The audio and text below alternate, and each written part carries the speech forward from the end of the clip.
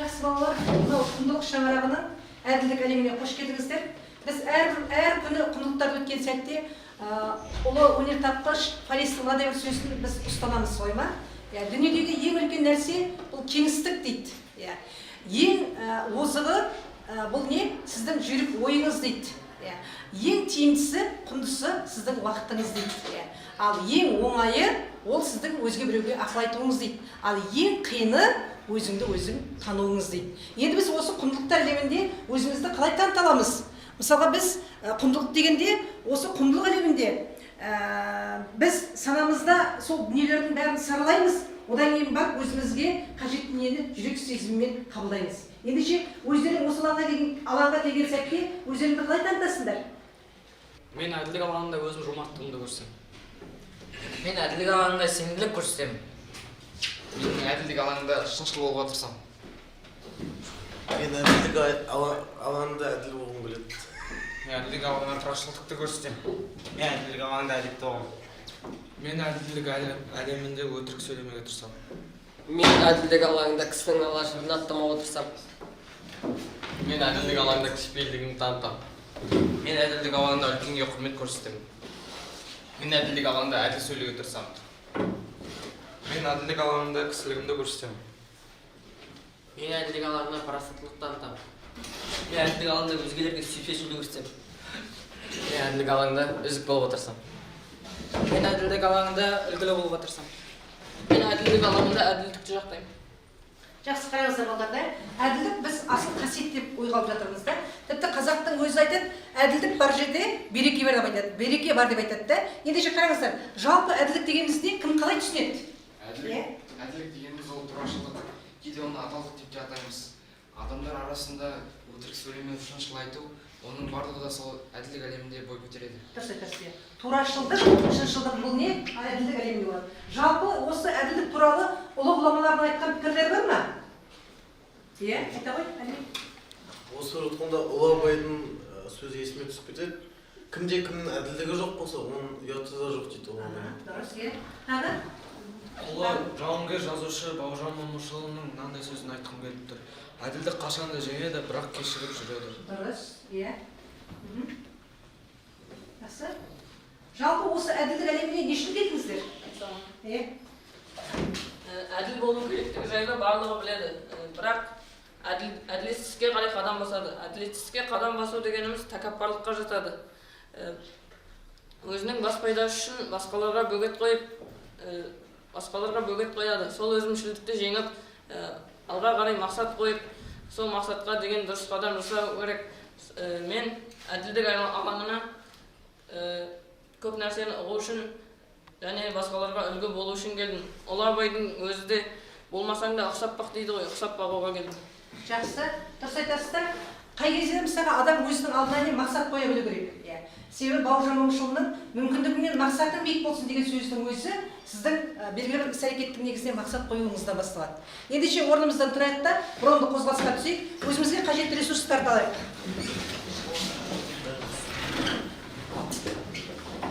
Жақсы. Біз енді өзіміз әдебиеттен балалар Құттыбек дастанын өттік, солай ма? Одан кейін мысалға біз тәрбие сағаттарында дала заңдарды өткен болатынбыз. Одан біз тағы Абай шығармашылығын өткен болатынбыз, солай ма? Енді қолдарыңызда ресурстардың ішінде қандай құнды дүниелер бар? Мысалға біз Құттыбекті өттік, солай ма? Құттыбекте осы әділдік заңына байланысты, мысалы, әділдік дегенге мысалға үлкен ой топшылайды, солай ма? Осы дүниені біз қалай жеткізе аламыз? Айта ғой. Мен бүгінгі ашық сабақта Құттыбек дастанын негізгі ресурс ретінде алдым.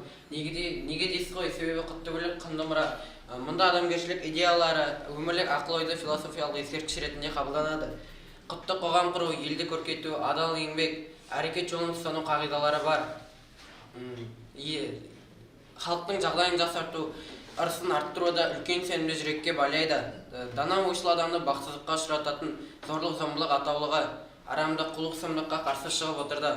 Адам ойындағы асыл қасиетті насихаттап, бай бол, кедей бол, адамгершіліктен айныма, қарапайым бол, адал ғұмыр кеш деп өз ойын былай қорытады.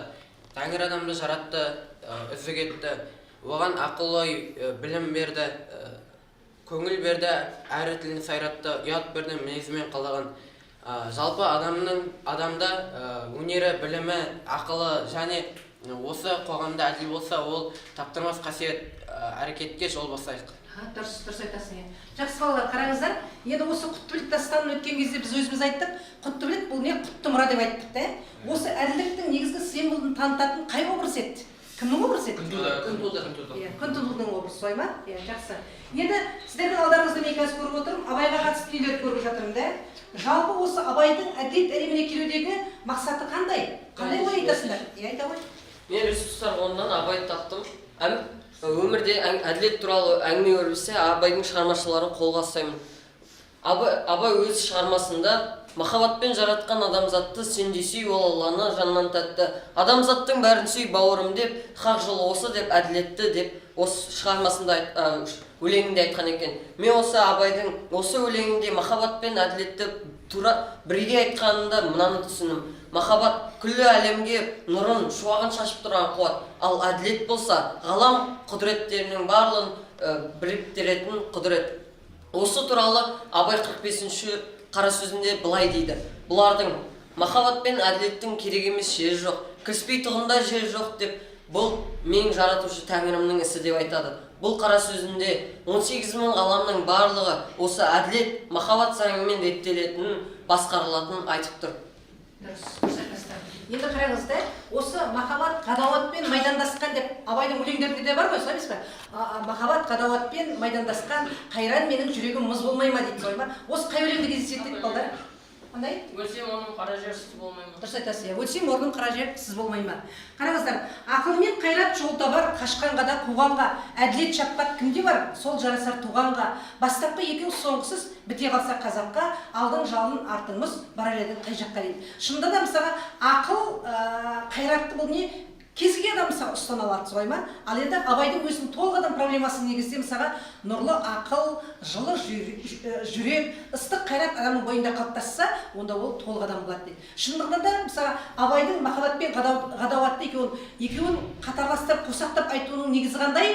Бұл жерде мысалға махаббат ол адам бойында үлкен қуат негізінде күш алатын болса, ал ғадауат болатын болса, ол әділет дүниесі екендігіне осылай ерекше атап көрсетеді. Жақсы. Енді біз айттық, сіздің қолыңызда дала заңдары негізі отыр екен, солай ма? Енді қазақтың осы күнге дейінгі дала заңдары болды ма? Ол жайлы не білесіздер?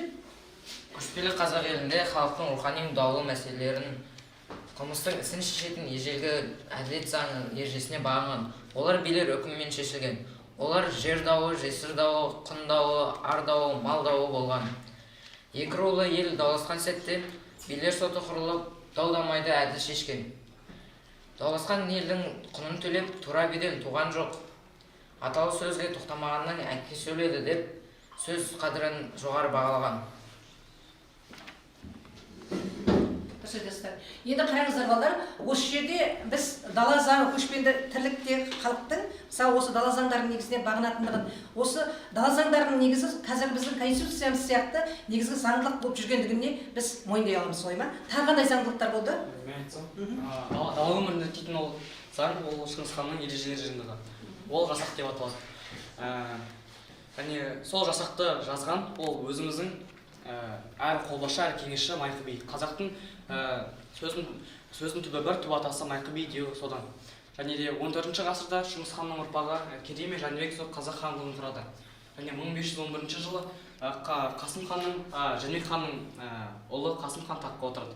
Ол таққа отырған кезде Қасымның қасқа жолы заңын енгізеді, және Есім ханның ескі жолы сол негізінде жеті жарғы әділдік заңын қосады. Ол жеті жарғы бізге ол Левшин жазбалары арқылы келді. Левшин жазбалары арқылы келген, дұрыс айтасыздар. Тағы қандай заңдылықтар болды?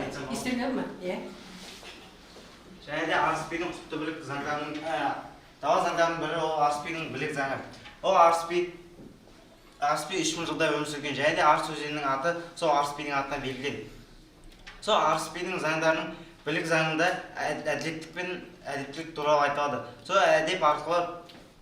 әдеп арқылы түрік мемлекетінде түрік қағанаты өмір сүрген. Жақсы. Дұрыс айтасыздар балалар. Қараңыздар да, міне одан бертін келе мысалға Төле би, Қаздауыс Қазбек би, Әйтеке билер мысалға билік негізінде болды да, Далазадар негізін басқарды да, Төледей тауып сөйлейтін, Қазбектей қазып сөйлейтін, Әйтекедей жарып сөйлейтін тұлғалардың шығуына халық өзінің көкейіне түйіп, соны саралаған болатын. Енді қараңыздар, жалпы қай кезде мысалға екі елді бітімге келтірудің амалын жасайды да, екі елді керістіретін де, екі елді келістіретін де сөз. Егер мысалға дауға найза араласса, келісу жоқ, кетісу бар, солай ма? Кетісу бұл не кез келген тентектің тақымында жүрсе, ал келістіретін сөз мыңнан бір данышпанның ғана қолынан келеді дейді. Міне осындай дала заңдарының өзінде негізгі ойдың бәрін түйіндеп не дұрыс айтып, осы күнге біздің күнімізге жеткізіп отыр. Жақсы, арға кеттік балалар. Енді қараңыздар. Маған бір келі қан салып бере қойшы. Қазір апам. Міне, ала қойыңыз. Бір келі қан. Нақты бір келі қой, Ой, апау. Сіз дадық не көрді сонша? Айтпақшы қолдың айналасың ба? Аламын. Айналайын, жарайсың. Сені Севра компаниясынан сатып алғаным қандай жақсы болды. Міне балам, майыңды әкелдім. Тура бір келі. Қазір өлшеп көреміз. Апа! Мынауыңыз бір келі емес, 800 грамм қой. Қалай тараздан жейсіз? Тараздан жеу үлкен күнә, балам-ау. Мұны өлшейтін картасын жоқ еді. Өткенде өзің тура бір келіттен салып берген. Қантыңмен өлшедім. Менің не? Негінен бар айналайын-ау. Тараздан жегендерге өкініш болсын. Олар біреуден алғанда толық алады да басқаға өлшеп береді. Жақсы, енді қараңыздар. Жалпы әділдік пайда табу көзімен өлшелей ме? Сіз жаңа бейне түсірілімді көрдіңіздер де, осы сұраққа жауап беріңдерші. Ол үшін сіз мысалға екі пікір немесе тіпті кереғар пікірді негізінде ұстануыңыз мүмкін да. Мен сендердің қазір алдарыңызда көк жолақ лента қойдым мына жерге. Бұны жақтаушылар қол келсін, қара жолақ қойдым, бұған тақтаушылар қол келсін. Ал екі пікірдің негізін түйіскен ортаға мен мынаған да мысалы қосылам екі пікірге дейтін болсаңыз, онда мына таразының басына келіп тоқтаңыз. Келіңіз, топтан екі бала келсе жарайды, көп емес. Негатив топтың негізі қара лентаның бойына тұра қойыңыздар. Жақтаушы топтың негізі ағайды. Жақтаушылар тұрады, ажықпайын. Кежігі жақтаушы.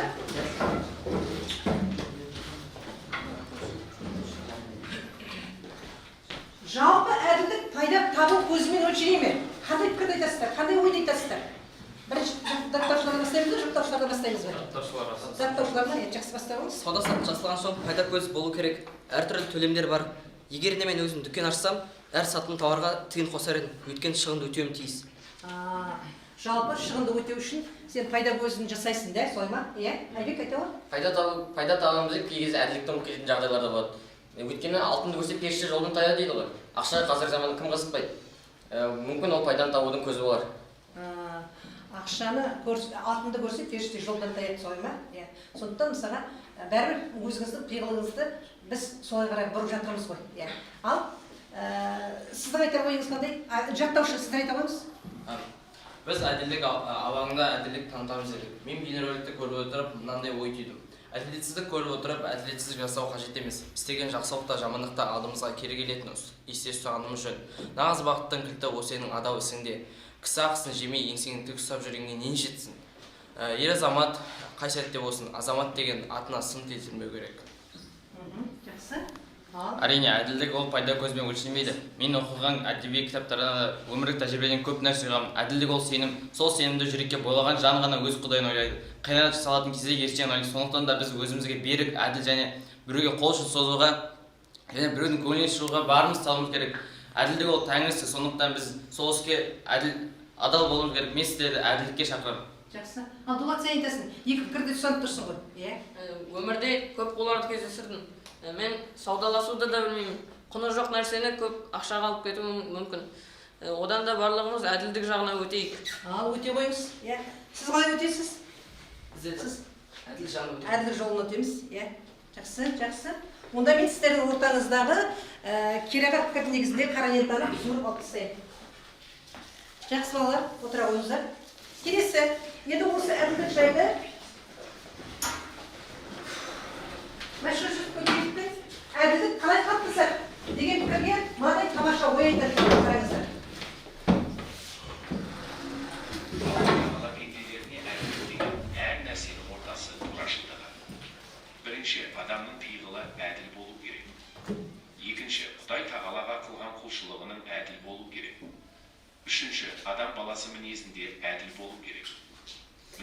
бұл үш атаның ұлы. Ақыл мінез, ашыл мінез, нәпсі мінез. Дұрыс пенде үш кісіге шаппайды, екі кісіден қашпайды, бір кісіге қарама қарсы тұра қалады. Әдетті ибалы жан нәпсінің шариғат қосқан сыбағасын беріп, адалынан ішіп, нәпсісін бабымен ұстайды. Адал адам қашанда өзінің ар-намысын биік қояды. Дұрыс, иә. Қараңыздар, енді осы ойдың жетегінде тамаша ойлар көп айтылатын солай ма? Әділдіктің жолында. Себебі мемлекет басшысы Тоқаевтың өзі мынадай бір пікір айтып қалды. Өзінің баяндамасында сабақтастық, одан кейін әділдік өрлеу деп талапты қоямын дейді. Неге бұлай деп осындай талапты қойып жатыр халыққа? Себебі өйткені сабақтастық ол ұрпақтардың сабақтастығы, солай ма? Ал енді әділдік әлем болатын болса, енді жаңа өздерің көріп отырсыздар, өздерің куә болдыңдар, әділдік жолын таңдадыңыздар, турашылдықтың негізіне қарай қадам бастыңыздар. Міне сол турашылдықтың негізі біз әділ Қазақстанды құру үшінші осы жабасын табу керек балдар. Ал енді келесі өрлеу деп отырғандағысы, әркім мысалға өзінің білімімен алған білімі негізінде бәсекелестікке бейім болса, онда оның тұлғалық ерекшеліктері қалыптасатындығы шындық. Сондықтан да қазақтың өзі тауып айтқан солай ма, хас асылдың баласы тегене тартпай тумайды. Қаны қара қазақтың мысалға бұл жаңағы егер мысалға кері қарай пікір негізінде немесе кері қарай әрекет негізіне қарай кетіп қалса, онда ол жатырынан оңбаған деген сияқты осындай сөздерді айтып отырады. Жақсы балалар, енді біз көңілге түйер көптеген ойларды айттық. Мәшһүр Көпеевтің айтқан ойынан қандай пікір шығара аласыздар? Мәшһүрдің сөзінен. Бірінші мысалға сен өзіңнің пейілің адал болу керек дейді, солай ма? Екінші, неге? Өзіңнің құдайшылығыңа, өзіңнің жасаған әділ болу керек. Үшіншісі мінезіңе әділ болу керек дейді, солай ма? Бұл жерде мысалға тағы да біз шәкәрімнің сөзіңді түзе. Ол сенің әдетің сенің мінезің, ал мінезің сенің тағдырың деген сияқты ойында қосылатындығымыз шындық. Жақсы балалар, енді қолдарыңызда қазір мен стикер беремін. Осы сіз өзіңіздің іс-әрекетіңізде өзгелер байқай бермейтін әділетсіздік жасауыңыз мүмкін бе?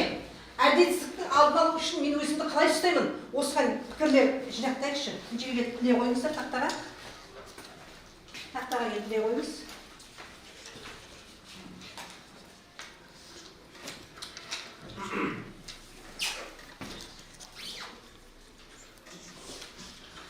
Іле қойыңыздар.